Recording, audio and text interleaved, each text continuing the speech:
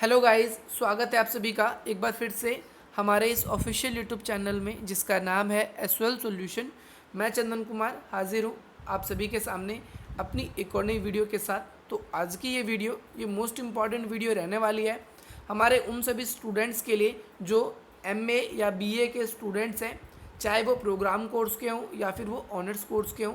अगर उनके पास में हिस्ट्री का विषय है तो आज की ये वीडियो उन लोगों के लिए मोस्ट इंपॉर्टेंट रहने वाली है, चाहे वो एसवेल के स्टूडेंट्स हो, एनसी वैब के स्टूडेंट्स हो, दिल्ली यूनिवर्सिटी के किसी कॉलेज के स्टूडेंट्स हो या फिर वो इग्नू के स्टूडेंट्स हो।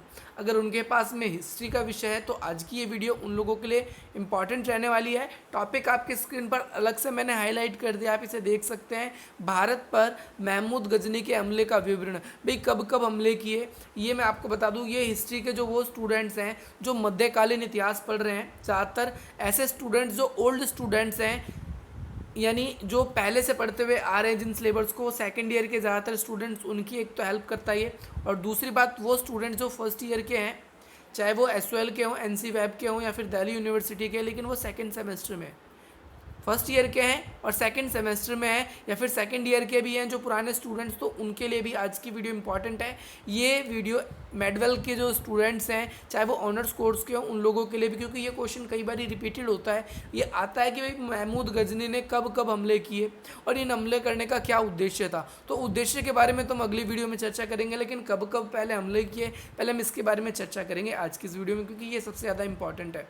ओके गाइज, तो अगर आपके मन में कोई भी डाउट है तो आप इन नंबर्स के थ्रू हमसे कांटेक्ट करके अपने डाउट्स क्लियर कर सकते हैं। इसके अलावा आप चाहते हैं इसी प्रकार से आपको लेटेस्ट अपडेट समय समय से मिलता रहे तो आप हमारे इस चैनल को एसवेल सॉल्यूशन को सब्सक्राइब कर सकते हैं, बेल आइकन को प्रेस कर सकते हैं, ताकि लेटेस्ट जब भी वीडियो की अपडेट आए तो उसका नोटिफिकेशन आपको मिल जाए। साथ ही साथ हमारा एक और स्टडी चैनल है जिसके बारे में मैंने आपको पहले भी बताया है और मैं फिर से रिपीट कर रहा हूँ, जो हमारे नए स्टूडेंट्स आए हैं, इसका नाम है आर्ट्स पॉइंट क्लासेस।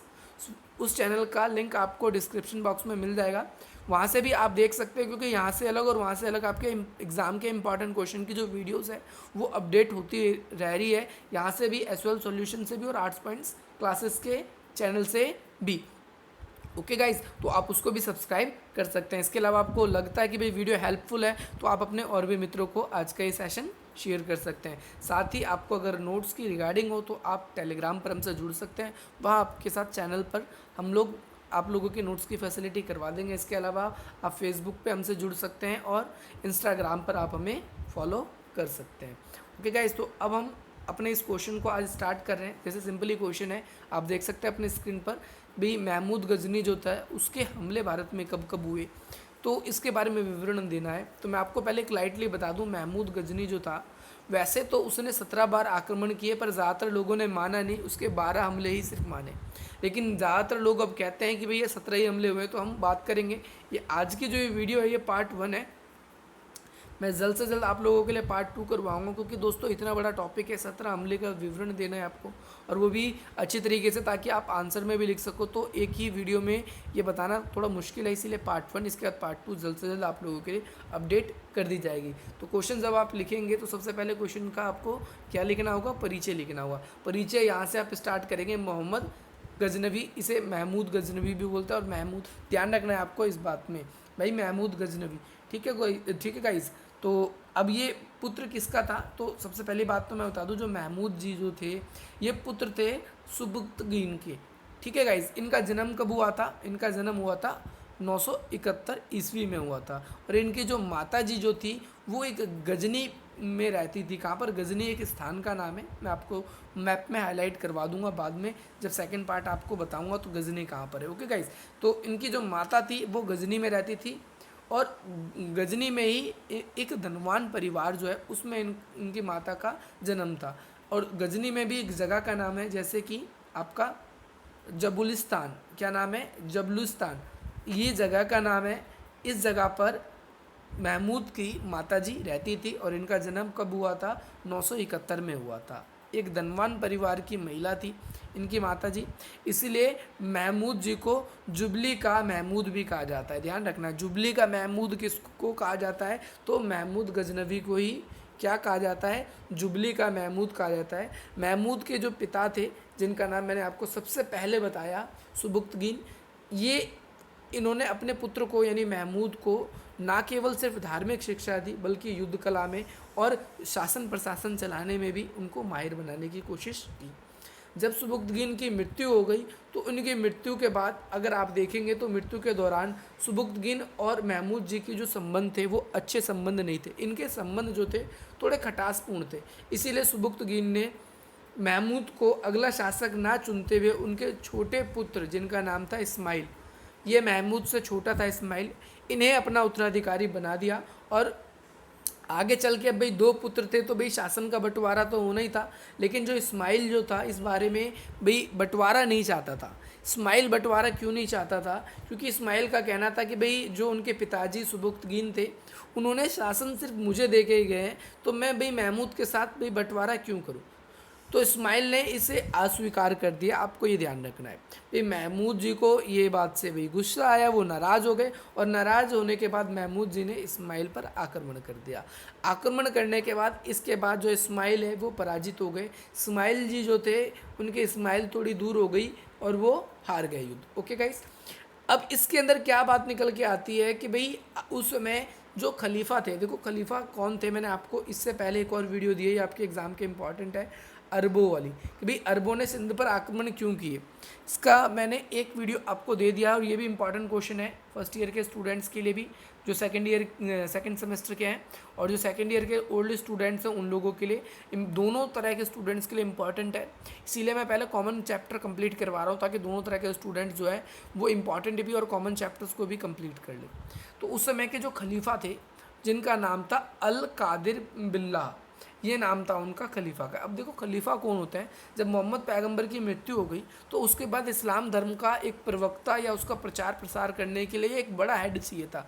तो भाई आगे चल के लोगों ने क्या किया कि भाई एक खिलाफत संस्था बनाई थी और उस खिलाफत संस्था का ये काम दिया था कि भाई अगले खलीफा को वो चुनेगी, यानी इस्लाम धर्म का अगला प्रवक्ता जो बनेगा वो खलीफा होगा और वो खिलाफत संस्था चुनेगी। ओके गाइस, ये बात आपको समझ में आ गई। तो उस समय मैंने बता दिया खलीफा कौन था। उस खलीफा ने भी महमूद को भी अपना क्या मान लिया, एक तरीके से प्रतिनिधित्व मान लिया। ठीक है भाई, हाँ ये जी दिया। अब ये बात आती है कि भाई महमूद ने, उन्होंने जो खलीफा जी थे उन्होंने कहा कि भाई अब आप जाइए अपने साम्राज्यवाद का विस्तार कीजिए, अपने इस्लाम धर्म का आप प्रचार कीजिए। और इस्लाम धर्म के प्रचार के लिए वो भारत की तरफ आए, क्योंकि भारत उस समय हिंदू राष्ट्र था। तो महमूद जी भारत में अपने साम्राज्य विस्तार नीति के लिए आए। और एक हमारे लेखक है जिनका नाम है इलियट, हेनरी इलियट नाम है, नाम ध्यान रखेंगे आप, हेनरी इलियट। इन्होंने ये बताया कि भाई 17 बार महमूद ने भारत पर आक्रमण किए, लेकिन इसमें से 12 ही ज़्यादातर लोग कहते हैं, लेकिन वैसे तो 17 बात हुई है। तो 17 के बारे में हम बात करेंगे। मैंने आपको बताया पार्ट 1 है, आज हम पूरे 17 के बारे में बात नहीं करेंगे, लेकिन जो भी इंपॉर्टेंट है पहले मैं आपको बता देता हूँ। तो जितना आपको एग्ज़ाम में लिखना है उस हिसाब से मैंने आपको बताया है, तो उसमें सारे इंपॉर्टेंट पॉइंट्स हैं इसीलिए। तो सबसे पहला हमला जो है ये कब हुआ, पूरे प्रॉपर सन 1000 ईस्वी में हुआ। और ये कहाँ पर हुआ, ये जो सिंध प्रदेश है जो भारत था उसके सीमावर्ती नगरों में हुआ था। यहाँ पर जो क्षेत्र था, सीमावर्ती क्षेत्र था, तो पहले क्या होता था, सीमाओं के लिए किले बनाए जाते थे। शासक क्या करता था, किले बनवाता था अपनी सीमाओं के लिए। तो भाई सबसे पहले आप ये देखेंगे कि भाई जब महमूद ने आक्रमण किया तो सबसे पहले जो सीमावर्ती नगर थे उन पर कब्जा किया, और इन पे कब्जा करने के बाद डायरेक्टली वो फिर गजनी महमूद लौट गया। ओके गाइस, पहला हमला ये होता है। दूसरा हमला कब हुआ, दूसरा हमला हुआ उसी वर्ष 10,000 घुड़सवार के साथ में हुआ। उसी वर्ष कितने घुड़सवार के साथ में, 10,000 घुड़सवार के साथ में हुआ। उसका उद्देश्य क्या था, अपने धर्म का प्रचार करना, यानी इस्लाम धर्म का प्रचार करना। कौन आया, महमूद आया। आपको इसका ध्यान रखना है। इसके बाद ये काफ़ी इंपॉर्टेंट था, इस समय जयपाल जी से इनका युद्ध होता है। और जयपाल जी से जब युद्ध होता है तो भाई इसमें हिंदुओं की पराजय हुई थी। इसमें जो भारत था वो महमूद से एक तरीके से आप समझेंगे हार जाता है। और इसके बाद ये युद्ध इतना भीषण हुआ कि भाई शवों को पशु पक्षियों के खाने के लिए, भोजन बनने के लिए छोड़ दिया, इतने लोग मरे थे, आप ये समझ सकते हैं। इसके अलावा जयपाल के जितने भी पुत्री वगैरह थे, उनके भी पुत्र थे, सबको बंदी बना लिया गया। और बंदी बनाने के बाद उन्हें क्या कर दिया गया, उत्बी एक लेखक है वो कहता है कि भाई उन्हें कसकर रस्सी से बांध दिया गया था और सुल्तान के समक्ष पेश किया गया था कि जैसे भाई उन्होंने कोई इतना बड़ा क्या किया हो, दुष्कर्म किया हो। उनके साथ बहुत ज़्यादा एक तरीके से जैसे नरक में किसी को लेके जाते घसीटते हुए वैसे लेके गए। काफ़ी ज़्यादा उनकी जो कुटैया हुई थी अच्छी तरीके से, आप यूँ समझ सकते हैं। और इसके बाद आगे आप देखेंगे कि भाई महमूद ने इस विजय के दर्शन को आगे आगे चलकर इस विजय को दर्शाने के लिए, दिखाने के लिए भाई वहाँ पर जो इस क्षेत्र की राजधानी थी उस समय, जिसका नाम था वेहंद। क्या नाम था? वेहंद। वेहंद प्रदेश पे भी क्या किया महमूद ने? हमला किया इस जगह की राजधानी, ताकि लोगों को पता चल गए कि भाई उनका राजा जो है वो हार चुका है। इसीलिए उन्होंने वहाँ पर हमला किया। और इस हमले करने के बाद वहाँ पर अगर आप देखेंगे तो भाई आगे चल के उनका जो पुत्र था उसे अगला आनंदपाल नाम था उसके पुत्र का, जयपाल का, उसे शासक बना दिया गया। और आनंदपाल ने क्या किया कि भाई उसकी पराजय, उसकी अधीनता स्वीकार कर ली। हाँ भाई ठीक है, आप मेरे राजा हो, मैं आपका गुलाम बन जाता हूँ, अब हम युद्ध वगैरह नहीं करेंगे, ऐसा समझौता कुछ कॉन्ट्रैक्ट टाइप का हो गया। अभी तीसरा आक्रमण कब हुआ? अब देखेंगे तीसरा आक्रमण आप देखेंगे भौरा के राजा के विरुद्ध में हुआ। अब यहाँ पर क्यों हुआ? क्योंकि उसने अपने वचन के अनुसार महमूद की सहायता नहीं करी और राजा ने डटकर महमूद का सामना किया, किंतु अंत में उसे युद्ध से भागना पड़ा और महमूद द्वारा उसका पीछा किया गया। और उसने इसी डर से कि भाई मुझे पकड़ लिया जाएगा, उसने अपने आप को ही आत्महत्या कर ली, आत्मघात कर लिया।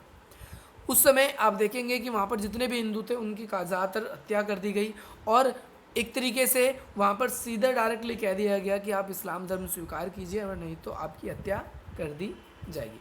तो इस तरीके से महमूद फिर लौट जाता है। फिर चौथी बार हमला कब होता है? सन 1006 में हुआ था चौथा बार हमला। ध्यान रखना, चौथी बार हमला 1006 में जब हुआ तो उस समय कहाँ पर हमला हुआ? ये मुल्तान पे हुआ। मुल्तान कहाँ पर है? ये पाकिस्तान में एक प्रांत का नाम है, एक जगह का नाम है। यहाँ पर जो शासक था उसका नाम था अब्दुल फतेह दाऊद। आपको ये ध्यान रखना है भाई, ये शासक था, इसने भाई महमूद से युद्ध किया और युद्ध के दौरान भाई दाऊद जो था वो भी हार गया, तो दाऊद भाग गया। और भाई दाऊद का पीछा महमूद ने कश्मीर तक किया, लेकिन रास्ते में आनंदपाल ने उसका विरोध कर दिया, तो इस वजह से महमूद को वहाँ से वापस लौटना पड़ गया। ओके गाइस, तो आप इसमें भी पहले इतना ही समझेंगे। इसके बाद फिर पांचवा पॉइंट क्या आता है? पांचवा आक्रमण जो है वो कब हुआ? चौथे आक्रमण के बाद ठीक उसी वर्ष में हुआ, क्योंकि भाई महमूद को ये सूचना मिली कि जो सुखपाल था, जो आनंदपाल के बाद शासक बना, भाई सुखपाल ने क्या किया? भाई महमूद की पराजय स्वीकार करने से मना कर दिया और उसने मना कर दिया कि भाई हम इस्लाम धर्म को भी त्यागते हैं। इस कारण उसने महमूद ने वहाँ पर उसको डराने के लिए उस पर एक तरीके से आप यूँ समझ सकते हैं कि भाई सुखपाल को दंड देने के लिए वहाँ पर दोबारा हमला किया गया और इसमें सुखपाल की पराजय हो गई और सुखपाल को बंदी गृह में डाल दिया गया। इसके बाद छठा हमला महमूद का सन 1008 में होता है और इस समय आनंदपाल के विरुद्ध में हुआ था। इस समय एक राइटर है जिनका नाम है फरिश्ते। ये बहुत बड़े राइटर हैं, आपको ध्यान रखना है। ऐसे राइटरों का जितने का नाम मैं बता रहा हूँ आपको इसको लिखना है। फरिश्ते जैसे राइटर जो हैं वो कहते हैं कि भाई उनका मानना हैगा कि भाई दिल्ली, अजमेर, उज्जैन और ग्वालियर ऐसे जो प्रदेश थे, इन सभी प्रदेश के जो राजा थे, इन राजाओं ने भाई आगे कभी महमूद हमला ना कर सके उसको रोकने के लिए क्या किया? एक संधि कर ली थी ताकि हम महमूद को रोक सकें, लेकिन ऐसा नहीं हो पाया। महमूद को पता चला और फिर आनंदपाल भी ये फिर दोबारा मारा जाता है। इसके बाद फिर सातवां हमला कब होता है? सातवां हमला होता है 1009 में। ये कहाँ पर हमला हुआ है? ये कांगड़ा में हुआ। कांगड़ा क्या है? एक पहाड़ी प्रदेश है। यहाँ पर नगरकोट नाम की जगह है। कांगड़ा एक पहाड़ी इलाका और यहाँ पर कौन सी जगह है? नगरकोट नाम की जगह है। इस जगह पर महमूद को ये सूचना मिली कि भाई यहाँ पर बहुत सारा जो धनराशि है हिंदुओं ने इकट्ठा कर रखा है और इस धन को लूटने के लिए, इस धन की लूटने की लालसा के कारण ही महमूद ने इसे चारों तरफ से घेर लिया और चारों तरफ से घेरने के बाद उसे हरा कर फिर वहाँ पर उस पर भी सारी संपत्ति पर अपना कब्जा कर लिया। तो गाइस, अगर आपको ये वीडियो पसंद आ रही हो तो आप इस वीडियो को अपने और भी मित्रों तक शेयर करना ना भूलें, वीडियो को लाइक करना ना भूलें और इसी प्रकार से लेटेस्ट अपडेट के लिए आप हमारे इस चैनल को सब्सक्राइब करना ना भूलें और बेल आइकन भी ज़रूर दबाएं। ओके गाइस, तो अब हम बात करेंगे इसके 8वें आक्रमण के बारे में। तो 8वां आक्रमण क्या था? 8वां आक्रमण आप देखेंगे सन 1010 में हुआ। ये मुल्तान पे दोबारा हुआ था क्योंकि यहाँ के शासक दाऊद जो है उसको दोबारा से वो दंड देना चाहते थे, इसीलिए 8वां आक्रमण हुआ।